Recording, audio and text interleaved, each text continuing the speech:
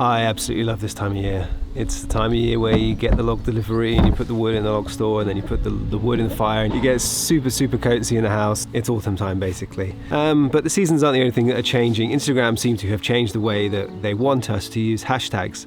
I don't know whether this has been the case for the whole time, but it looks like we were using them wrong. Every single person on the planet was using Instagram hashtags wrong. So let's talk about those changes and then also let's test it in this video. Let's see if what they say is actually true.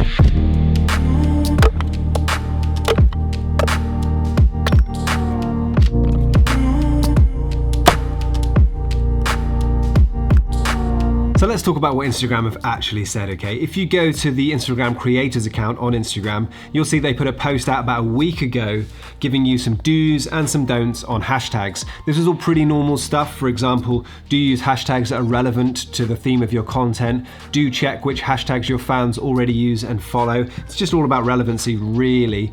But the bottom one here, do keep the number of hashtags between 3 and 5. They kind of just dropped that in there like, yeah, obviously, but for pretty much everybody, that was a massive surprise because most people were under the impression that you should use all the hashtags that you can. I don't see why, if they only want you to use 3 to 5, then you can use 30. That doesn't make any sense to me at all. They also had some don'ts and it's some pretty normal stuff, but there's one at the bottom here that says, don't use too many hashtags. Adding 10 to 20 hashtags will not help you get additional distribution. And I think that's a bit confusing because additional distribution, that means it's not gonna hurt you, it just won't give you more. So if I was to use, 30 hashtags, will they take the first 3 to 5 and then the rest won't give me additional distribution? Or would they choose the best 3 to 5 and the rest won't give me additional distribution? I think that's vague and it doesn't really help people. Anyway, the plan is for me to post to Instagram using my main account, doing all the things that they say I should do and doing none of the things that they say I shouldn't do. And we will see what happens. I think for most people, the hashtag reach has been down recently, and that has been the case for me. So it'd be really interesting to post doing exactly as they say to see whether all that comes back. Fingers crossed. I'm not terribly optimistic, but we will wait and see. Okay, so let's post to Instagram. They've said use 3 to 5 hashtags. So I'm gonna use 4 hashtags. In terms of image choice, they haven't said whether this is specific to reels, to images, to stories or anything, but I think we're all presuming that this is feed posts.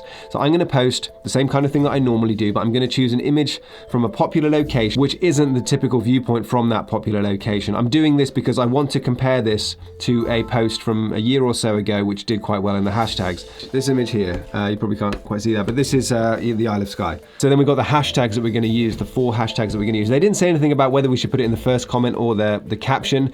Therefore, I think that is unimportant. I've been doing it differently for ages and I haven't noticed a real significant difference. So the first hashtag I'm going to use is hashtag Trottenish, if that's how it's pronounced.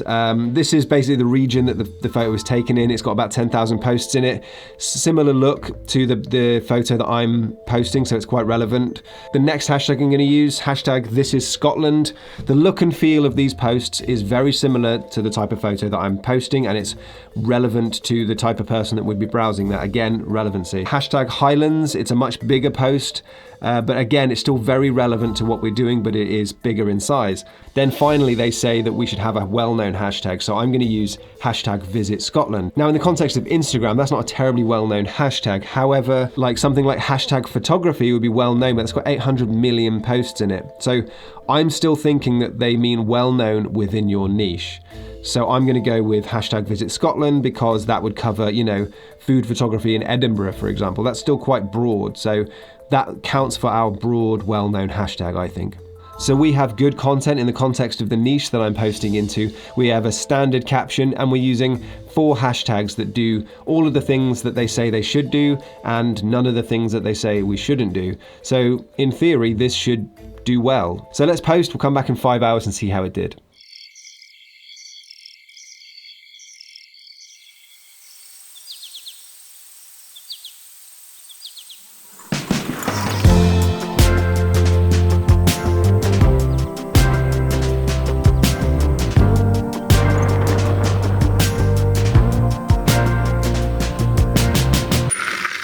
So it's been a little longer than 5 hours. It's actually the next day. I wanted to let the post just breathe a little bit longer, but did the post perform well?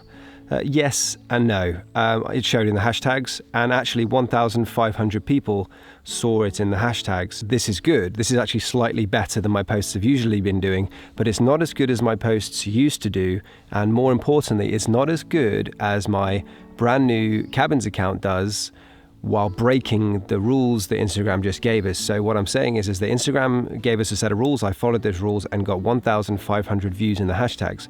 My Cabins account broke those rules and got about 2,500-ish views in the hashtags. I guess in short it tells us that the water is still very muddy, but 1,500 people saw my photo in the hashtags, and that's a good thing.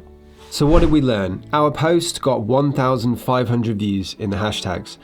A similar post from the same location by the same photographer using basically the same hashtags, only more of them, last year got 12,000 views in the hashtag, so a lot more. So this tells us that yes, using Instagram's way of posting to hashtags gets you reach in the hashtags, but maybe not as much as our photography used to get. So I really hope you found this test interesting. If you did, make sure you hit the like button and let me know in the comments, was this a surprise to you? Were you expecting more? Were you expecting less? I'd be pretty interested to know. If you want to see more videos like this one, make sure you subscribe to the channel, and if you do, I will see you in the next video. Thanks very much.